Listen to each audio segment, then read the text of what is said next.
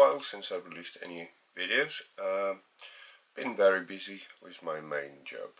Today I want to talk about products by the company Solid State Logic that were designed fairly recently for the small home recording studios. That would include SSL interfaces, SSL2, SSL2 Plus, SSL12, SSL 6 mixer and SSL Big 6 mixer. I've already made a video about the SSL Fusion, which could be found on my channel as well. Today I would also like to mention about some interfaces I had in the past and the experience I had. The whole thing started with me buying the Focusrite Scarlett 2i2 first generation, and it was a good interface. It did the job, it was fine. This was the time when I came across the Apollo Twin for the first time, and I was watching a lot of videos and considering buying it because at the time the price difference between Focusrite Scarlett 2i2 and Apollo Twin was about £500. That was a big jump for me from upgrading from Scarlett to Apollo Twin. And I remember the moment I had this interface, the very first one, it just blew my mind with all these plugins, and it finally opened up the world for me, like, oh, this is how professionals do it, this is how they get that professional sounding quality. And you know, I was really blown away by how much this small thing could do and how professional it sounded. As the time passed, I've upgraded to Apollo 8P. I bought the Apollo 8P in parallel with this, then I've decided that I don't actually need the Twin, so I sold it.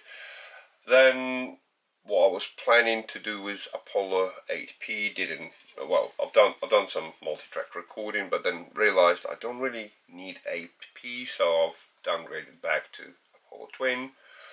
So this is my second or third one, I can't remember. Then this boy came out, and I actually bought the SSL2 Plus the moment this was released. And when I compared them two side by side, I couldn't hear a difference. I couldn't hear like a very big difference, whatever. And since this had a real-time processing, which I used a lot, I actually returned my SSL2 Plus within like a week or so, because I thought, well, I still prefer UAD. Then later, SSL comes up with this mixer SSL 6. I bought that one as well. I really liked it, but I couldn't justify the amount of money I paid for it. Just be sitting in my studio most of the time doing nothing, so I've returned that as well after a month. But ever since I've returned that, I was really missing it, because this is a proper centerpiece of my home studio. And at the moment, I can't actually imagine doing anything without this being in a chain.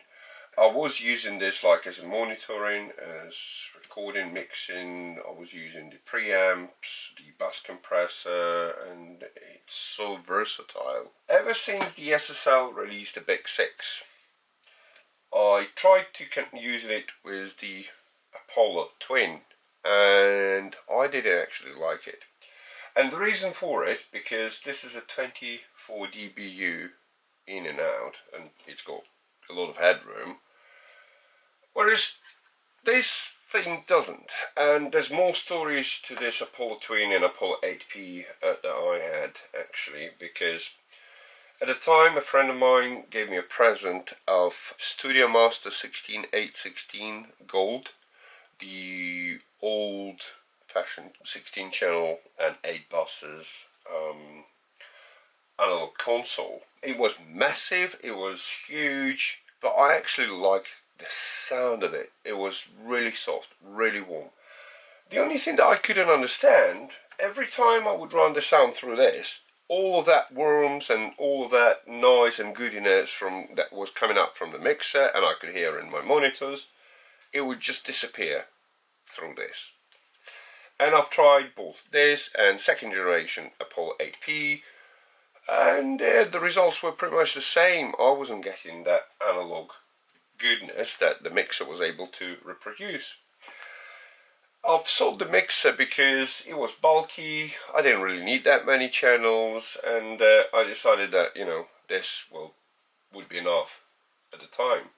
But then when the SSL released the 6 mixer, I actually had the same experience where anything that's coming out quite good goes into here and it just dies. I can't explain it, but all that goodiness that you get from the mixer just disappears somewhere.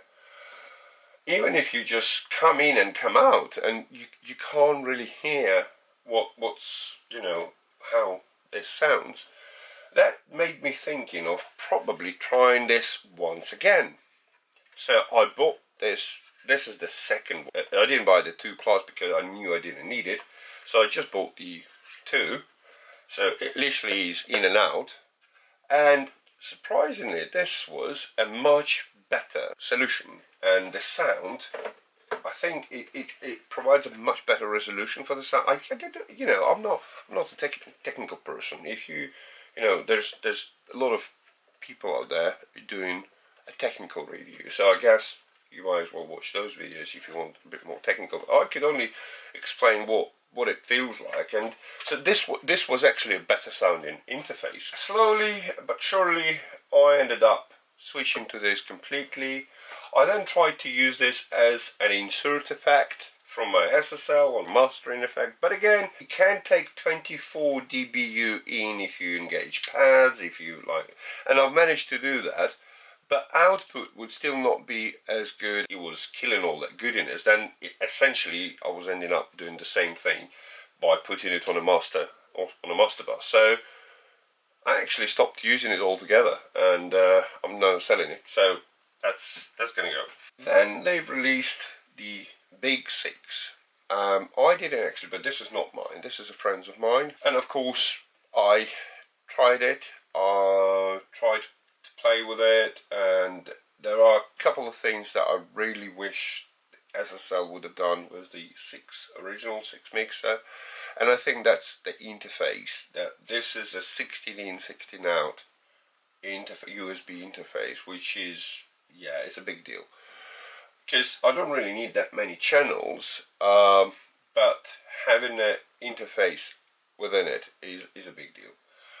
Also, what I like on the Big 6 is that middle range frequencies on every channel, and that includes mono and stereo, whereas on the original mixer there was no mid frequencies on any channel, and 2 of the stereo channels didn't have any mixing capabilities at all, which is a big downside, I have to say, because these are just the faders where you can control volume. Yes, you can use cues to send your mix to any processing, but you know, I wish I would have rather had just small EQs there, like a low and high, similar to how they've done on the first and second channel. So also there's another thing that I like about the Big 6 is the ability to do the parallel compression, which again I can manage to do the parallel compression on this one by just repatching it. It wasn't straightforward. I actually can't remember how I managed to do it, but yeah, I remember how I've done it just for the sake of proving it. After replacing my main interface with this, I realized that this only has 2 in, 2 outs, and it's not quite enough, because every time I've tried doing the videos, I utilize SSL 6 completely for just my music work and how it all mixed down and mixing and EQing and whatever. So there's no really, I couldn't connect the microphone, so to do it all on the fly. Then the SSL finally released the SSL 12, and that made me thinking about upgrading my interface to this. There's one important mention is about 4K. Is absolutely brilliant, and it works perfect in combination with the mixer. And why I say this, because I've tried using like SSL and just 4K button. Yes, you can hear the difference, but it's not as pronounced, it's not as emphasized as if you were to feed a signal from the SSL mixer. I guess this adds some harmonic distortion, but this is just emphasizes more as opposed to just putting the signal in here. So yes, that works really great. And another thing, this has MIDI. Since I bought MPC, and I've got a couple of other keyboards, which are old keyboards, but they still work on MIDI. I was missing this on Apollo and then on the SSL2. And I thought, you know what, I think this sounds like the best interface for me. And I had it now for 3 months, and yes, it is the interface that I was looking for. I'd like to mention a few things as well. Now, in my opinion, which is, again, it's only subjective, the sound that you get from SSL6 is more analog-ish than this. I could be totally wrong, and I don't know what's going on behind the scenes, but, you know, I've used this for quite a while now, a couple of years. And then I had this in my studio. Yeah, it kind of like felt almost, not as bad as this, as going through this, but it kind of like was halfway between this, which kills all that analog goodiness, and between this. So this is kind of like, to me, again, this is all subjective, but to me it almost feels like this is the middle. And then it made me think even more. And these are just very interesting points. So first of all, when I received this, this came in a very premium packaging. It has very professional, lockable power supply, everything really like, and it's, you know, that it almost felt like you bought a console. Whereas when I received this, it somehow felt a little bit cheaper. I can't really explain, but I mean, let's start from the packaging. It literally came just in a brown box and a bit of a polystyrene on either side, and that was it. You take a look at the power supply, it's literally just a push thing with no locks, nothing. So I understand they had, in order to deliver a product like this, they had to sacrifice somewhere, but I just don't really know whether the sacrifice was also made on the interface side as well, because it's 16 in, 16 out. I really don't know. You know, when you listen to it, you can't really fault it. You can't really say, oh, it doesn't sound as good. No, it sounds brilliant. But again, when you compare to this, I think you get just a bit more analogy, you know, footprint, or I don't know.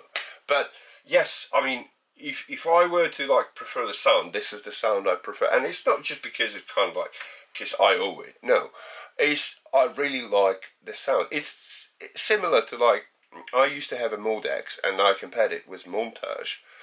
And a Modex, Yamaha Modex, would be, when you actually play the same instrument, one next to each other, you can't really tell them apart. But I've made like one song on Montage and one song on Modex, and you play them separately, and you could like instantly hear the difference. And I guess that's kind of like, it's very minor, and it's only, you can really hear it one, like I used to play like Modex for a couple of months, and then I get a Montage, and you know, I play something, you can hear that difference. And equally, when I played Montage for a while, and then I've, you know, got my Modex back, yes, you can hear the difference, but it only lasts for a couple of minutes, and then you kind of like getting used to the sound, and it sounds pretty much the same. And yeah, so so I guess this is the same story. But overall, I think SSL done a really good job on designing and coming up with these ideas. Especially, I would like to mention the SSL 12. There's some differences as well. I guess the output from this one, not a 24 dBu. I could be wrong, but the moment what happened, it obviously, the way I used to set it up, the output from here would come back on a mixer on one of the external outputs, so I could monitor what I hear. And the moment I've changed from this to this, I had to literally just reduce the volume.